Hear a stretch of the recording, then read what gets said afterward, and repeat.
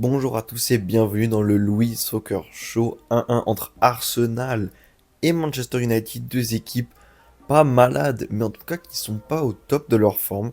Arsenal qui lâche encore des points et qui certainement acte le titre de Liverpool si ce n'était pas déjà fait face à Nottingham Forest. 1-1 et ça aurait pu très bien terminer en 0-0 au final.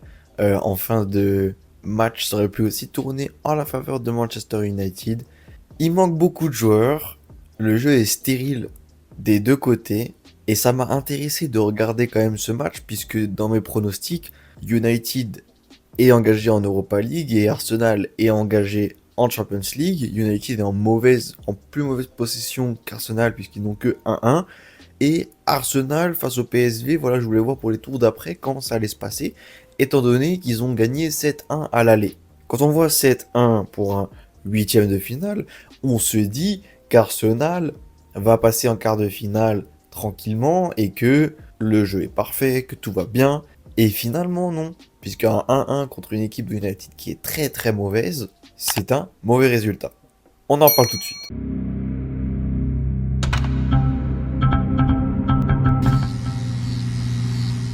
17 tirs, 6 cadrés pour Arsenal, 10 tirs, 6 cadrés également pour United. C'est vous dire la stérilité du jeu d'Arsenal, puisqu'ils ont la possession pourtant à peu près à 70%, ils ont 68% de possession, et avec 585 passes, tu es trop stérile avec la balle.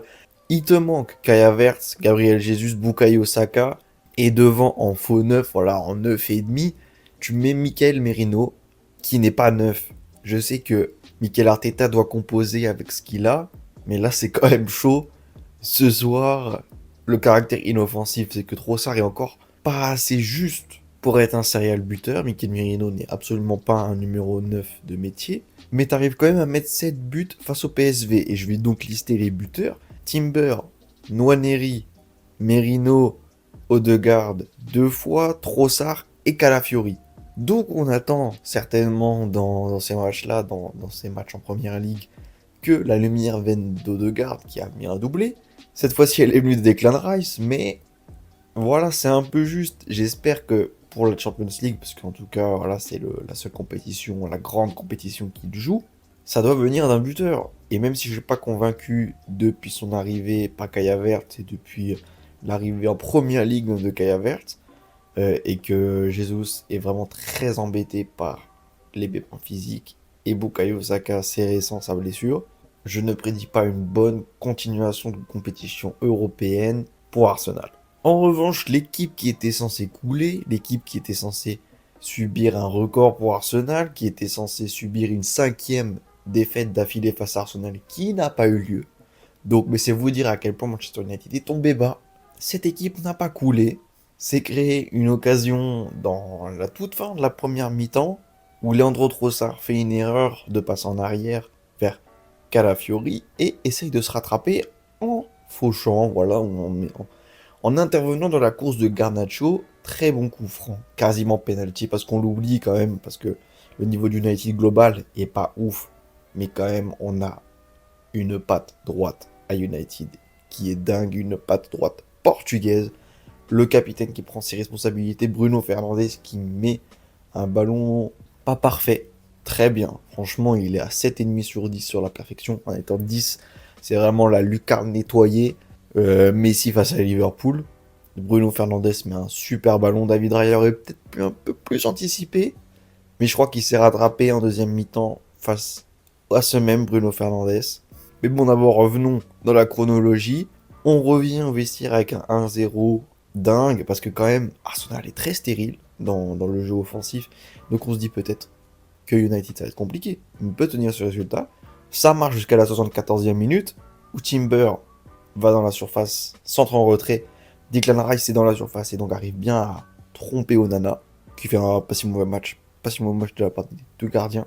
Et en toute fin de match, dans le temps additionnel, occasion de dingue pour Bruno Fernandes, qui se retrouve sur un centre en retrait, point de penalty, à pouvoir mettre la puissance qu'il faut, mais David Raya a bien anticipé, s'est bien jeté, et donc arrive à stopper quasiment un penalty. Pour Bruno Fernandes, c'est quand même des penalties à cette distance-là, et garde Arsenal avec le point du nul, ce qui fait que Manchester United finit avec 1,65 d'expected goal.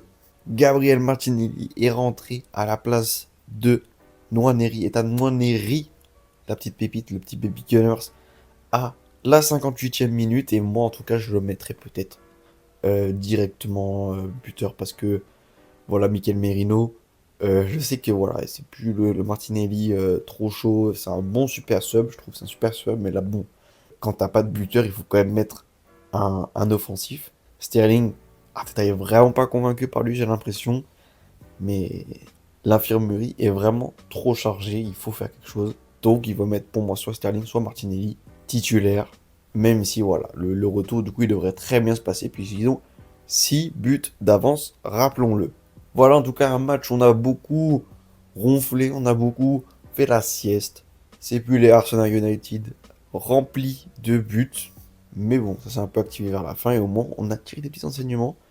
United, faut voir. Moi, je les donne toujours pas. Enfin, dans mon prono initial, passant la Real Sociedad. On verra.